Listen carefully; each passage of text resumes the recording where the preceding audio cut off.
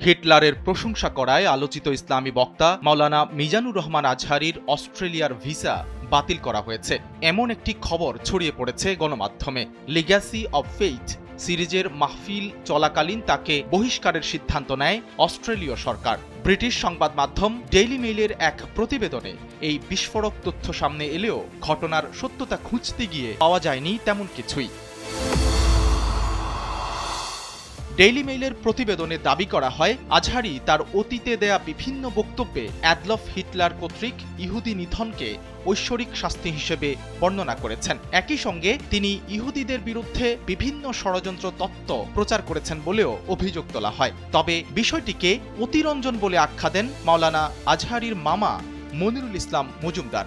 প্রায় 15 বছর আগে তিনি একটা বক্তব্যে সূরা ফাতিহার তাফসীর করতে গিয়ে তিনি হয়তোবা গয়রুল মাগদুবি আলাইহিম ওয়ালাদ-দাল্লিন এই জায়গায় ব্যাখ্যা দিতে গিয়ে বলেছিলেন যে সারা বিশ্বব্যাপী ধরেন ইসরায়েল যে ঘোষণাগুলো ঘটাচ্ছে, তখন হিটলার হয়তোবা একটা প্রসঙ্গ টেনে এনে হয়তোবা বলেছিলেন যে তিনি অসংখ্য ইহুদিদেরকে হত্যা করেছেন। এই প্রসঙ্গে হয়তোবা কোন একটা ব্যাখ্যা তিনি দিয়েছেন। এটা তো আর হিটলারের প্রশংসা করা হয় না। যে তথ্যটা সারা বাংলাদেশে ছড়াচ্ছে যে হিটলারের প্রশংসা করার কারণে তার ভিসা ক্যান্সেল, এটা তো মিথ্যাচার।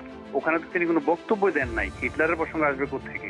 আজহারীর ঘনিষ্ঠ একটি সূত্র এবং অস্ট্রেলিয়ায় তার সফর সংশ্লিষ্টরা পুরো বিষয়টিকে ষড়যন্ত্র আখ্যা দিয়ে দাবি করেছেন, একটি বিশেষ পক্ষ উদ্দেশ্যপ্রণোদিতভাবে আজহারীর পুরনো বক্তব্যের নির্দিষ্ট কিছু অংশ বা কাটপিস বাংলাদেশে অবস্থিত অস্ট্রেলিয়ান দূতাবাসে জমা দেয়। এই পক্ষপাতমূলক তথ্যের ভিত্তিতেই দূতাবাস তার ভিসা বাতিলের প্রক্রিয়া শুরু করেছে বলে মনে করছেন তারা।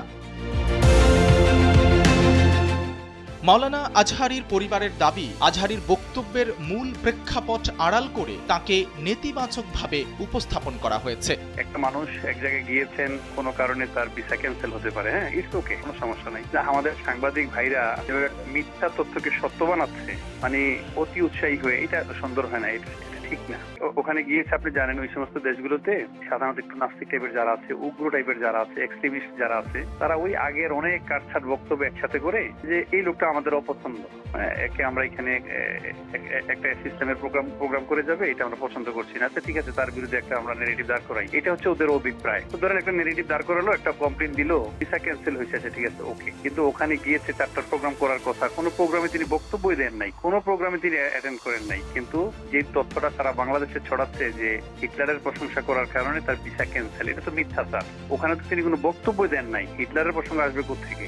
সংশ্লিষ্টরা জানান, এর আগে জাপানে একটি অনুষ্ঠানে যাওয়ার সময়ও একই ধরনের পরিস্থিতির শিকার হয়েছিলেন মাওলানা মিজানুর রহমান আজহারী। সেবারও অভিযোগের সত্যতা না পেয়ে পরবর্তীতে জটিলতা কেটে গিয়েছিল। 2021 সালেও যুক্তরাজ্যে একই ধরনের জটিলতায় পড়েছিলেন আজহারী। এবারের ঘটনায় তিনি বর্তমানে অস্ট্রেলিয়ায় বহিষ্কারের অপেক্ষায় থাকলেও তার আইনি দল ও শুভাকাঙ্ক্ষীরা শেষ মুহূর্ত পর্যন্ত ভিসা পুনরুদ্ধারের চেষ্টা চালিয়ে যাচ্ছেন।